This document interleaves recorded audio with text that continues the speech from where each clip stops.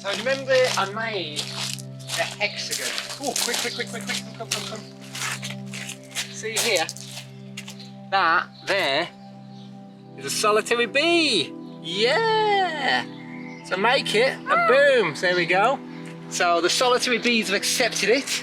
Well, checking it out anyway. So we made the hexagon, and the plan with the hexagon was we were going to do multiple ones.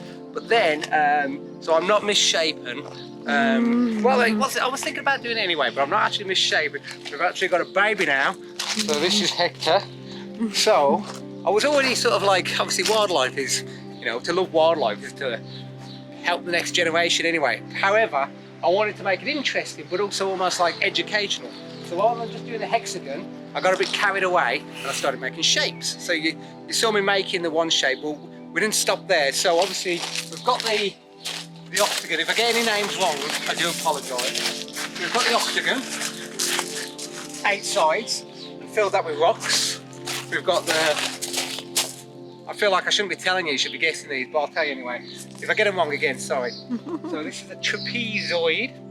This one I bet no one would get. This is called an irregular quadrilateral, which is any different four-sided shape with different angles. And then we've got the hexagon, as I said. We've got the parallelogram. We've got the, and I don't want to just hear triangle, we've got the equilateral triangle. We've got the scalene triangle. We've got the right angle triangle. We've got the, hang on, 1, 2, 3. So 9 sides, nunnagon. We've got the nice classic square. And then finally here, we've got the isosceles triangle. Now, if you look at the fillings, we've got, this one's got clay pots, it's not quite full yet. I need to break a few more pots, which will definitely happen naturally. So this one I've done with logs, and a lot of these are repurposed from the conker tree which is chopped down. And again, I've drilled like 1,000,000 holes in them. Then we've got this one. Now, initially I was planning to drill in all of them, but then I did this, and actually what's quite good is it's different textures. So rather than drilling them all the same, we've got holes, we've got logs. This one here, so-so. This one here is quite shallow. And again, I've even done some of these which stick out a bit. Big logs here. That was the first one, so I spent the most time on that one. And again, you got the bamboo, and the bamboo really nicely shapes around and stuff like that. Then we've got this one, and I had a lot of twigs, and this is just all different. I mean, it's just a case of packing it. You get all your branches, you can keep snipping them, and again, it's just, I'm just trying to give, there's no, I mean, people sort of says, who have you made it for? I don't know who will come. We've already seen that the solitary bees are liking it, great, don't know about anything else. This one, again, it's chunky, but who knows?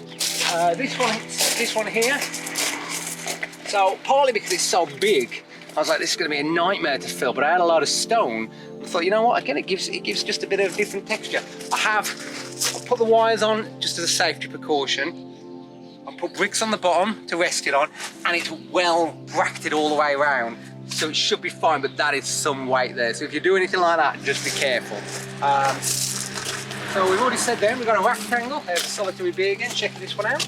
Rectangle, and we've got,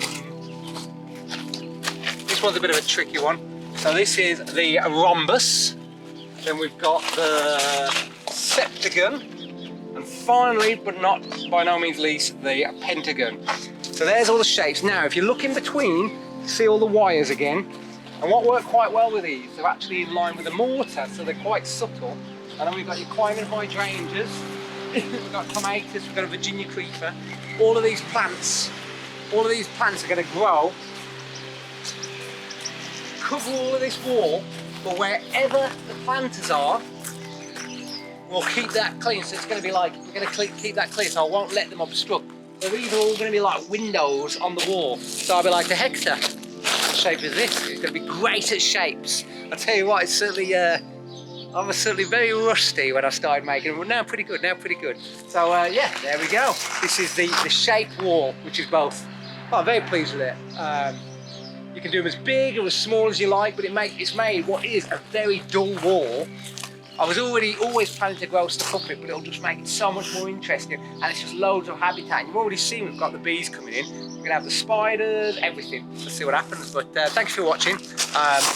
Again, welcome to the world, Hector. Born in March, so he's getting on well. He is awake a lot, I assure you. Yeah, anyway, thanks for watching. I'm George from Smallwood Bees, and yeah, if you want to comment, like, subscribe, that'd be great. Thank you for watching.